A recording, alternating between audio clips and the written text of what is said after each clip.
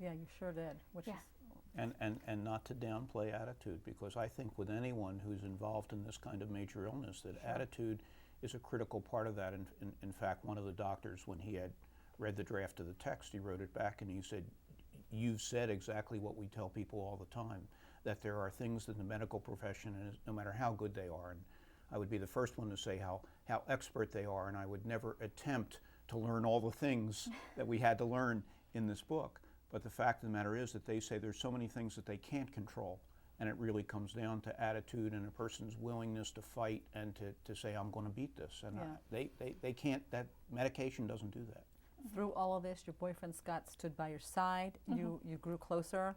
Right. He proposed after it was all over, eventually. Eventually. as a man would. And then you had a beautiful wedding. We did. Congratulations to that. And now I wanted to ask you about fertility, because I know you work with preschoolers, you love kids. Love children. And you're back at work, I know. You've been back at work, and more power to you. What about the whole fertility thing? Because I remember reading that you could not freeze embryos before Right. the transplant. You were told not to do that. Wasn't time. And Yeah. 11 hours. Yeah. and that nothing, they said, should stand in the way of this transplant and your treatment, which is life, and et cetera, et cetera. How do you feel about that today? Not meaning the fertility and the Right. whole, what do you plan to do about it, about children, or are you already doing it? Well, I think in many ways, my husband and I were lucky, and I know that sounds crazy. Some of my friends who are dealing with infertility now think I'm crazy for saying that, but I think we were lucky because we had to deal with the infertility issue when we had so many other things to distract us. I found out very early on that I, 99% chance, would not be able to have children. And my boyfriend stuck around and became my husband, and he knew that going into our marriage, that if we were going to have children, we would have to create our family through adoption. And so that's the choice we made, and we made it, and it's our first choice, and it's how we plan to start our family. We've already started the process. We waited a year from when we first got married before we started looking into agencies in the area. And then we took probably 6 months to pick our agency and 6 months to complete the paperwork for our agency. So that's okay. You're in the process. And now we're waiting a year. We've been waiting a year. Okay, so that's good. So that's great. No rush to have children. Trust me. Trust me. Sorry, Sue. We are Now enjoying. the grandparents, on the other Listen, hand. you two, you can wait. You can wait. There's a part in here I wanted to draw attention to highlight. It talks about how people deal with you or dealt with you when you were sick and you were recovering. How when you write here, I'm sad and lost. I feel like my days are filled with mindless errands, et cetera, et cetera, et cetera. You didn't know how people should talk to you or treat you. You weren't sure how to react to them. Do you know which part I'm talking about here? Yeah, absolutely. I know. You didn't know how, I am open to my doctors, my boyfriend, my parents, my friends, but the truth is no one wants to hear that you are feeling down. The easiest and most accepted comment is, I'm fine. Right. How true is that? We don't know what to say when people are seriously ill and even possibly terminally ill, because we don't know if they are or not. What should we say? What should we have said? And how can we be helped when you are down? How do we know? Because I would want to know if my friend is down, but yet my friend maybe wouldn't want to tell me. Right. I think that's a really hard answer to give. I needed to just get through it. I needed to get back to my normal life. And what they call, after your transplant, they call it the new normal, because it's not normal. You can't do the same things you once did. I was 26 years old when I got treatment. So at 26 years old, I was going to bars, I was dancing at night, I was hanging out with my boyfriend and my friends, and then I come home, and I can't do all those things. And I couldn't go back to teaching because of my immune system.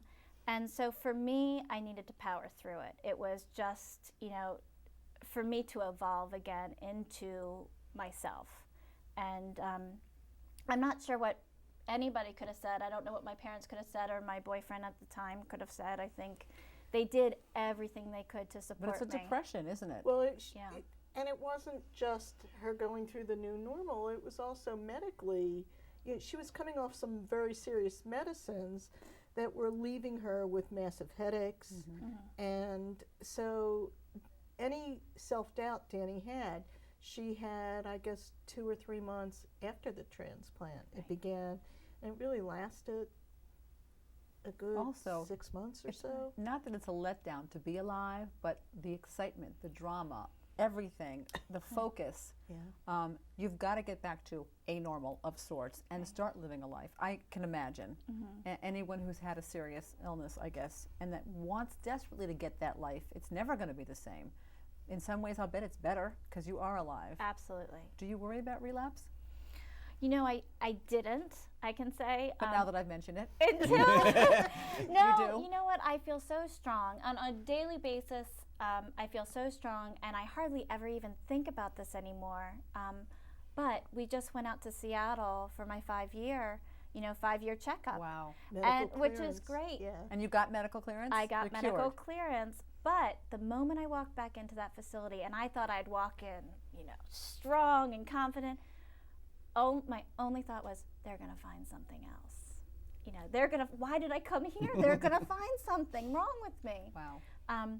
But I do. I feel strong, and I feel lucky, And they pronounced you cured. and they pronounced me cured, and It I'm must have felt like a million. very good about going to the doctors and following up. So There I'm was just a going to great- keep on. There was a great line that one of the doctors gave her at the final event where they all report back their findings. And the doctor said, if I didn't know that you had received a transplant, we would recruit you for a donor. That's how good our blood fantastic. system is. Fantastic. Yeah, that was kind of cool. That's fantastic. Well, good for you. I'm so happy for you. I want to mention transplant.org one more time before we go. Transplant.org, and show the book again.